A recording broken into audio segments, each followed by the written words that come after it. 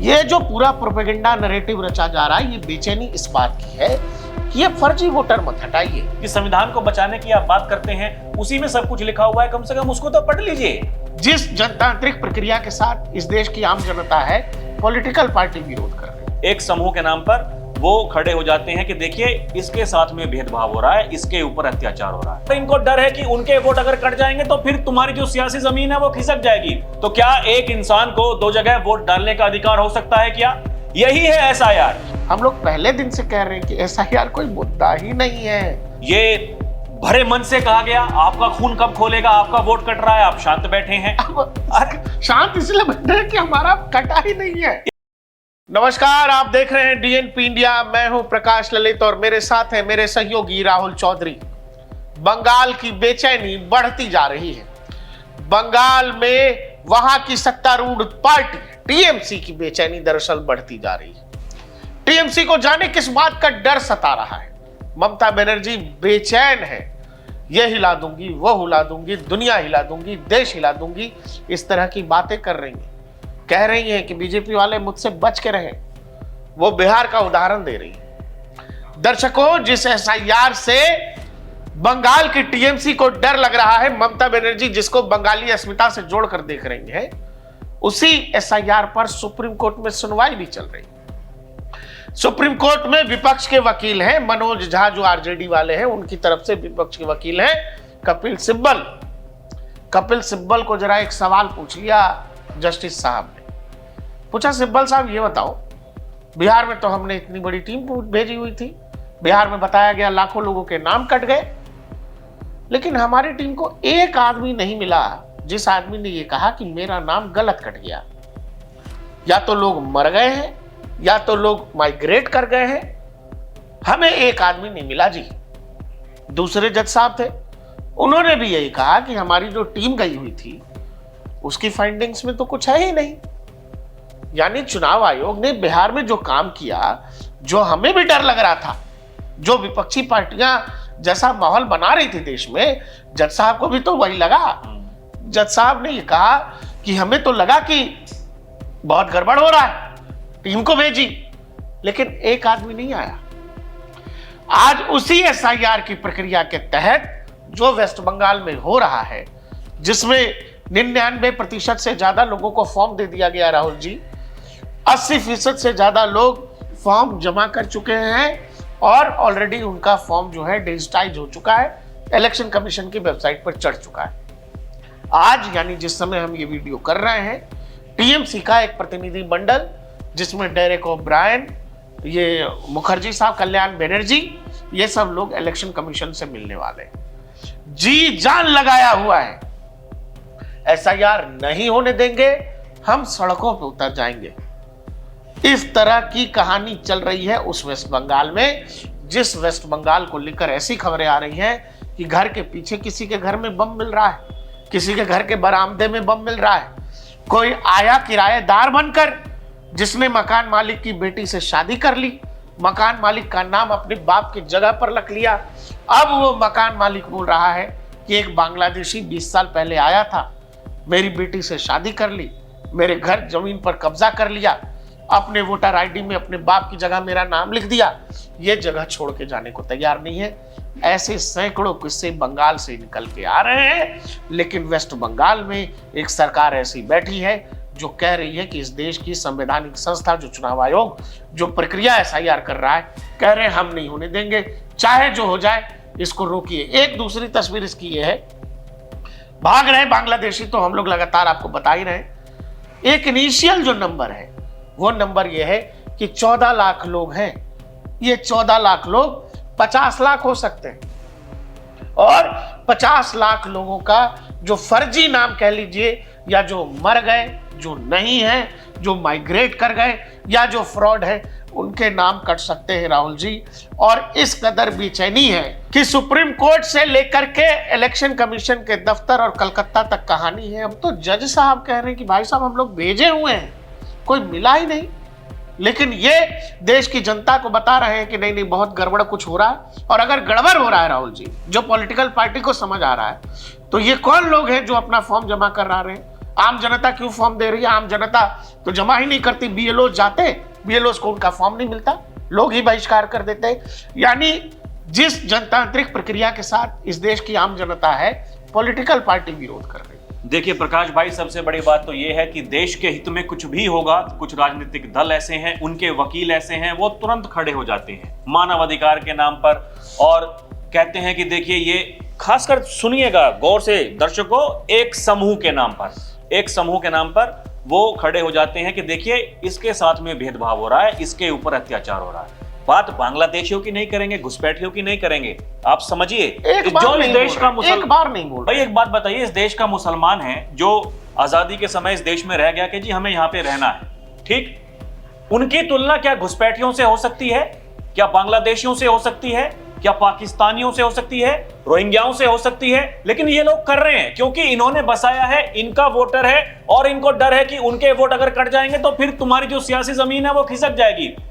ये जो वकील हैं जो अपनी दलील दे रहे हैं सुप्रीम कोर्ट में, जिनको जो सीजेआई साहब हैं वो फटकार रहे हैं, और सबसे बड़ी बात प्रकाश भाई, एक और बात सीजेआई साहब ने की कि जो दलील आप दे रहे हैं, जिस तरह की यहां बातें कर रहे हैं, अगर ऐसा हम करने लगे या ऐसा हम मान लें तो फिर तो चुनाव आयोग कभी अपना काम कर ही नहीं पाएगा। सुप्रीम कोर्ट एक संवैधानिक संस्था है भैया, चुनाव आयोग भी एक संवैधानिक संस्था है। चुनाव आयोग इंडिपेंडेंटली अपना काम करता है, उस पर किसी का कोई जोर दबाव नहीं हो सकता है।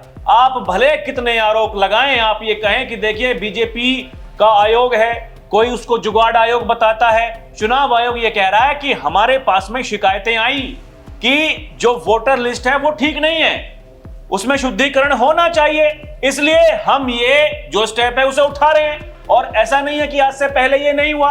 अब बहुत सारे विपक्ष के ऐसे नेता हैं, देखिए जो ममता बनर्जी, वैसे आप गौर कीजिए, लोकसभा चुनाव के बाद में एक साथ कभी नहीं बैठे हैं। क्यों हमारी हार होती है, क्या है क्या नहीं है? अभी हार हुई ना बिहार में, बता दीजिए महागठबंधन की कितनी बैठक हुई? सब सन्नाटे में है। महागठबंधन की कितनी बैठक हुई? कोई बैठक नहीं हुई। लेकिन समस्या इस बात की है, जब भी कोई ऐसा देश विरोधी काम इनको करने को मिलता है, ये पूरा भानुमति का कुनबा एक हो जाता है, एक स्वर में बोलते हैं। आप ममता बनर्जी से लेकर के चले जाइए महाराष्ट्र, वहां उद्धव ठाकरे के वो नेता हैं, वो इस तरह के, हाँ संजय राउत, जो नेपाल में हुआ, बांग्लादेश में हुआ, वो भारत में हो सकता है, ये उनके बयान है। उत्तर प्रदेश में आ जाइए, समाजवादी पार्टी के मुखिया अखिलेश यादव खुलेआम मीडिया से बात करते हुए ये कह चुके हैं, कोई बड़ी बात नहीं है। उनके नेता तो डेली आप देखिए टीवी पर आकर के यही बोलते हैं। और सबसे बड़ी बात देखिए, वो क्या कह रहे हैं, इतना कम समय क्यों? यानी जहां पर चुनाव है वहां भी इतना समय, और उत्तर प्रदेश में जहां अभी चुनाव नहीं होने वहां भी इतना समय। तो गौर कीजिए दर्शकों, उत्तर प्रदेश में पंचायत के चुनाव हैं 2026 जैसे ही शुरुआत होगी। जिस समय लोकसभा के चुनाव होते हैं ना, उसी समय पंचायत चुनाव उत्तर प्रदेश में होने 2026 में, विधानसभा के चुनाव से पहले। और ये बड़ी बात है, यानी अगर वहां गड़बड़ी कुछ उन्हें लग रहा है कि नहीं होती तो विधानसभा चुनाव से पहले कराते, पंचायत चुनाव से पहले क्यों कराते?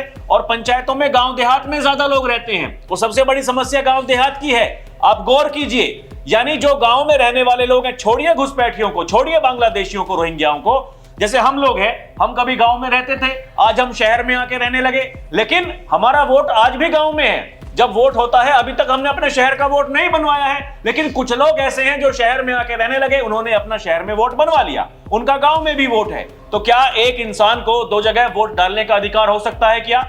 यही है एसआईआर। लेकिन समस्या हो रही है, अब देखिए इन्हीं के तर्क हैं, जो विपक्षी नेता हैं इन्हीं के तर्क हैं। हम भी डेली देखते हैं कौन क्या कह रहा है, कौन क्या बोल रहा है। ये लोग आकर के क्या बोल रहे हैं, ये कह रहे हैं कि जब लोकसभा चुनाव 2024 में बीजेपी जीत गई इसी वोटर लिस्ट से, तो फिर अब क्या दिक्कत है?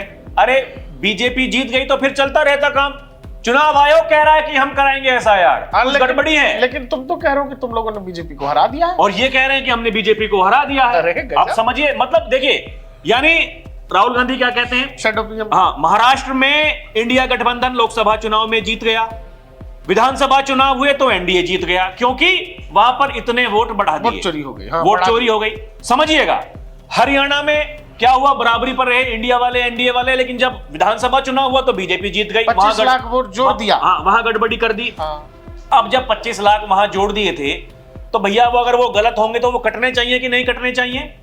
आप समझिए, अब जहां जहां चुनाव है उससे पहले वहां अगर शुद्धिकरण हो रहा है तो फिर चिंता की बात क्या है? और राहुल जी, अभी चुनाव आयोग एक और बात कह रहा है, 1 हफ्ता हो गए बिहार चुनाव नतीजे आए हुए, कहीं से कोई एक आपत्ति नहीं है। एक आदमी खड़े होकर नहीं कह रहा है कि भाई साहब हमको सीसीटीवी दे दीजिए, हमको ये दिखा दीजिए, हमको वो भी दे दीजिए। सबके सब ने फॉर्म 17C साइन किया हुआ है, एक आपत्ति नहीं है। जज साहब कह रहे हैं कि भाई लोग, आप लोग जैसा हल्ला मचाए, हमारी तो टीम गई हुई थी वहां, हमें तो देख करके लग रहा था कुछ ना कुछ गड़बड़ है, कि कुछ तो बवाल है, कुछ तो है। यही कह रहे हैं, हमें भी डर था। एक आदमी और इतना, देखिए हमारा प्लेटफॉर्म थोड़ा छोटा है, लेकिन हमारी ना समझ औरों से बहुत ठीक है हम लोगों की, है ना। हम लोगों का अनुभव भी शायद कम होगा जीवन में, लेकिन आंख एकदम खुला हुआ है दोस्त। हम लोग आज से 3 महीने पहले जब बिहार से हम लोग रिपोर्ट कर रहे थे, हम लोग पहले दिन से कह रहे हैं कि SIR कोई मुद्दा ही नहीं है। राहुल जी, हमको एक आदमी नहीं मिल रहा है। कौन है? जो गांधी मैदान में लोग रैली कर रहे थे, वहां जो लोग कह रहे थे कि अरे भैया नाम कट गया, नाम कट गया, हम लोग पकड़ के लाओ, किसका कटा? तुम्हारा है? तो हाँ है, हमारा है। तो किसका कटा? गांव में। अरे तो गांव में जिसका कटा, तो वो क्यों नहीं आए सामने? वो नहीं आया। यही तो सुप्रीम कोर्ट भी कह रहा है। ये भरे मन से कहा गया, आपका खून कब खोलेगा, आपका वोट कट रहा है, आप शांत बैठे हैं। अब शांत इसलिए बैठे हैं कि हमारा कटा ही नहीं है। इससे बड़ा दुर्भाग्य बताइए किसी प्रदेश का, किसी देश का क्या हो सकता है? दर्शकों, ये बातें क्या किसी को समझ में नहीं आ रही? जज साहब कह रहे हैं कि भाई साहब आप लोग यहाँ डिबेट कर रहे हो, लेकिन आदमी तो पकड़ के लाओ। अरे 65 लाख कह रहे हो, 65 आदमी से याचिका दिलवाओ कि हमारा नाम कट गया, फलाने जगह पर के वोटर हैं, देखिए माई बाप हमारा नाम कट गया।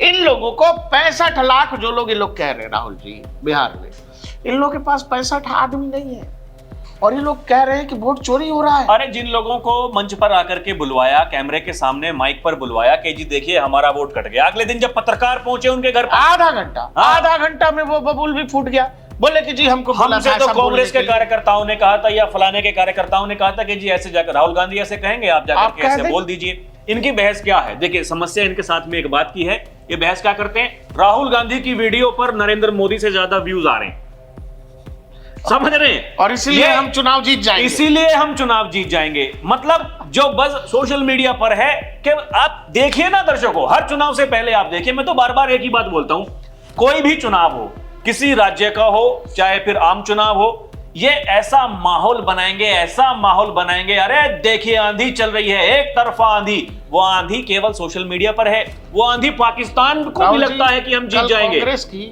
बैठक थी बिहार में, कांग्रेस नेताओं, हाँ, उस बैठक में लोगों ने एक दूसरे से कहा कि जूता से मारेंगे, चप्पल से मारेंगे, ऐसा कर देंगे। चुनाव, जब तो चुनाव और घोषणा के बाद में वहां एयरपोर्ट पर क्या हुआ था, उनके नेता सामने आके कह रहे कि हमारे यहाँ कुछ लोग आए हुए थे, वो सब खरीद फरोख्त कर रहे थे, टिकट बेच दिए, हम लोग हारे हैं, हम लोग उसके।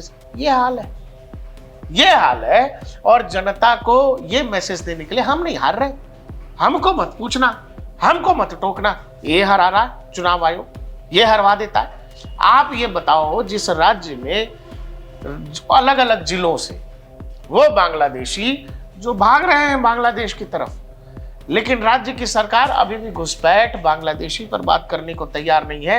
वो ये कह रही है SIR रोको, नहीं तो हम लोग सड़क पर उतर जाएंगे। तो सड़क पर उतर जाएंगे, आप सड़क पर उतर कर डराना चाहते हैं, और सड़क पर खुद उतरी पड़ी है। उतरिए।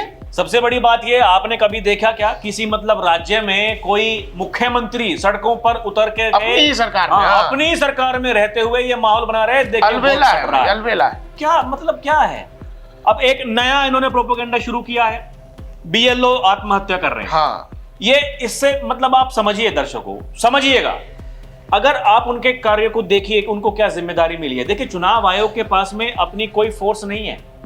चुनाव आयोग हमेशा जो वहां के जिलाधिकारी होते हैं उनसे डिमांड करते हैं कि जी हमें इतने लोगों की जरूरत है, उनको अधिकारी के तौर पर हमें काम कराना है। उनको जिलाधिकारी ये देता है लिस्ट कि जी ये नाम है, ये फलां है, ये वो है, आपको इनसे संपर्क कीजिए, ये आपके लिए काम करेंगे। अब इन्हें क्या दिक्कत है जी, देखिए उनसे तो इतना काम कराया जा रहा है। अरे भैया, जब तनख्वाह आती है महीने के आखिर में, सबको अच्छी लगती है ना। बंगाल में राहुल जी 80,000 BLO है, 80,000। उस 80,000 BLO में कितने लोग हैं जो विरोध कर रहे हैं? और मैं कह रहा हूं कि विरोध करेंगे तो क्या सरकारी काम नहीं होगा? हमको काम करने का मन नहीं है तो इसीलिए क्या चैनल बैठ जाएगा, क्या चैनल बंद हो जाएगा क्या? अरे जो काम करेगा वो रहेगा भाई, सिंपल है। ये तो यही समस्या इस देश की है। मैं पहले भी एक दिन कहा था, मैं फिर से एक बात कह रहा हूं, ये जो इस तरह का विरोध कर रहे हैं, आप बताइए कोई सेना का जवान ऐसे जाकर के हड़ताल पे बैठ जाए, फिर क्या करोगे? दिनों रात मुझसे काम कराया जा रहा है। एक जवान दिनों रात ड्यूटी करता है, समझिएगा बात को, केवल एक ड्यूटी करने के लिए नहीं। और कोई दफ्तर में काम कर रहा होता है तो रात को उसको कहा जाता है भैया 3 घंटे के लिए तू भी खड़ा होगा, अरे या राहुल जी, राइफल लेकर के ड्यूटी करेगा, करता है वो। कश्मीर जाइए या अलग इलाकों में जाइए, आपको कहीं कहीं बीच पहाड़ पर, बीच घाटी में एक एक जवान मिलता है। एक जवान राइफल लेकर के किसी एक जगह पे खड़ा है, उसको पूरे दिन खड़े रहना है। वो क्या पेन है, कितना डिवोशन चाहिए उस ड्यूटी के लिए। वो कह दे कि मैं नहीं करूंगा, हमको मजा नहीं आ रहा भाई काम में, फिर क्या होगा? ये जो पूरा प्रोपेगेंडा नैरेटिव रचा जा रहा है, ये बेचैनी इस बात की है कि ये फर्जी वोटर मत हटाइए। ये जो 14 लाख का इनिशियल आंकड़ा आ रहा है, जो आंकड़ा 30 होगा कि 35 होगा कि 45 हो जाएगा, 50 हो जाएगा, बेचैनी इस बात की है राहुल जी कि आप मरे हुए लोगों को हटाओगे। अभी तो मरे हुए के नाम पे कोई भी बुर्का पहन के जाके वोट डाल देगा। और जब चुनाव आयोग ने कहा कि देखिए जो जितने भी जो पर्दानशी हैं, बुर्कानशी हैं, अगर वो जाएंगी तो फिर उनकी जांच होगी। कौन करेगा? महिलाएं ही करेंगी, जो आंगनबाड़ी की कार्यकर्ता हैं भैया, वो जांच करेंगी, ऐसे पर्दा उठा करके, बुर्का उठा करके देखेंगी। जो पहचान पत्र आप लेकर के आए हैं, आपका फोटो इससे मिलता है कि नहीं मिलता है? नहीं मिलेगा तो फिर घर वापस जाइए, आप वोट नहीं डाल सकते। मतलब आप फर्जी तरीके से वोट डालने के लिए आए हैं। अगर पहचान हो रही है, ठीक है, नाम आप सही बता रहे हैं, पता सही बता रहे हैं और फोटो आपका मिलान हो रहा है, तो क्या दिक्कत है? वोट डाल करके घर जाएंगे। यही तो होता है। सभ्य समाज में ऐसा होना चाहिए कि नहीं होना चाहिए? आप मुझे बताइए, सीधी सी बात है, ये जांच होनी चाहिए। वोट डालने से पहले कौन आदमी जा रहा है, भैया वो सही आदमी है, गलत आदमी है, अगर इसकी जांच हो जाएगी तो क्या दिक्कत है? और ये भी तो है राहुल जी कि अगर सरकार ये कह रही है कि नहीं नहीं ऐसा यार बहुत गड़बड़ हो रहा है, मैं सबसे आखिरी रहूंगी जो फॉर्म भरूंगी। अगर इतना गड़बड़ हो रहा है, जो गड़बड़ ममता बनर्जी की समझ में आ रही है और जो कह रही है कि बंगाली अस्मिता बंगालियों के खिलाफ है, तो ये बंगाली अपना फॉर्म जमा क्यों करा रहा है? ये 80% लोग, 6.5 करोड़ से ज्यादा लोग जो है राहुल जी, उन्होंने बकायदा अपना सब कुछ दे दिया है, डॉक्यूमेंट्स दे दिया है। तो अगर आम जनमानस को ये चीज खिलाफ नहीं लग रही है, आम बंगाली को ये लग रहा है कि ये प्रोसेस ठीक है, ये प्रोसेस होना चाहिए, ये प्रोसेस होते रहना चाहिए, टीएमसी को दिक्कत है। क्यों दिक्कत है भाई? अगर मैं कह रहा हूं कि बीएलओ खिलाफ है, बीएलओ को पर बहुत दबाव है इलेक्शन कमीशन का, राज्य सरकार का, जो भी मशीनरी का, बीएलओ हमारे यहाँ आएंगे, हम कहते हैं भैया हम नहीं देंगे, हम तो इसके खिलाफ हैं, हम नहीं देंगे क्योंकि ये गड़बड़ हो रहा है, हमारा वोट काटा जा रहा है। लोग फॉर्म जमा करा रहे हैं, लोग सब कुछ में सहभागिता ले रहे हैं, पार्टी कह रही है कि गड़बड़ हो रहा है, नाम कट रहा है। 80% लोग अपना फॉर्म दे चुके हैं। देखिए, ये पहले दिन से आप देखिए जो माहौल बनाने की कोशिश की जा रही है, कुछ भी हो, सीएए एनआरसी को लेकर के सबसे पहले उन्होंने कहा हम अपने राज्य में नहीं होने देंगे, मतलब सीएए लागू नहीं होने देंगे। सरकार ने, केंद्र सरकार ने उसको कानून बनवाया, राष्ट्रपति जी ने साइन करके उसको अनुमोदित कर दिया, ये लागू होगा। वो लागू, दुनिया में कोई ताकत नहीं है, दुनिया की बात, मतलब देश की मैं बात कर रहा हूं कि यहां पर किसी राज्य में किसी राज्यपाल के पास में वो ताकत नहीं है, किसी सीएम के पास में वो ताकत नहीं है कि उसको रोक देगा। जिस संविधान को बचाने की आप बात करते हैं, उसी में सब कुछ लिखा हुआ है, कम से कम उसको तो पढ़ लीजिए, एक बार गौर करके पढ़ लीजिए, आपकी ताकतें क्या हैं, आप क्या कर सकते हैं, क्या नहीं कर सकते हैं। और फिर जब इन्हें मदद चाहिए तो जाकर के कहते आ रहे देखिए केंद्र हमारे साथ में भेदभाव कर रहा है, हमको पैसा नहीं दे रहा। समझिएगा, केंद्र सरकार से पैसा तो चाहिए राज्य चलाने के लिए, लेकिन केंद्र सरकार ने जो कानून पास करके कह दिया ये लागू होगा, उसको आप कह रहे हैं हम लागू नहीं होने देंगे। सरकार की एजेंसी यहाँ नहीं आनी चाहिए, यहाँ नहीं आनी चाहिए, तो पत्थर मारेंगे। मतलब समझिएगा, जो पैरामिलिट्री फोर्सेज हैं, सेंट्रल आर्म्ड पुलिस फोर्सेज हैं, जब वो जाती हैं चुनाव करने के लिए, पिछले चुनाव में हमने देखा बहुत सारी खबरें ऐसी आई कि कहा कि हमें जरूरत नहीं है, हमारी पुलिस करा लेगी। बताइए, संदेश खाली में सीबीआई की टीम पे हमला कर दिया इन लोगों ने। तो ये कैसे हो सकता है? एक राज्य में, देखिए एक राज्य, वो क्या राज्य है, मतलब ऐसी क्या वहां पर बात है?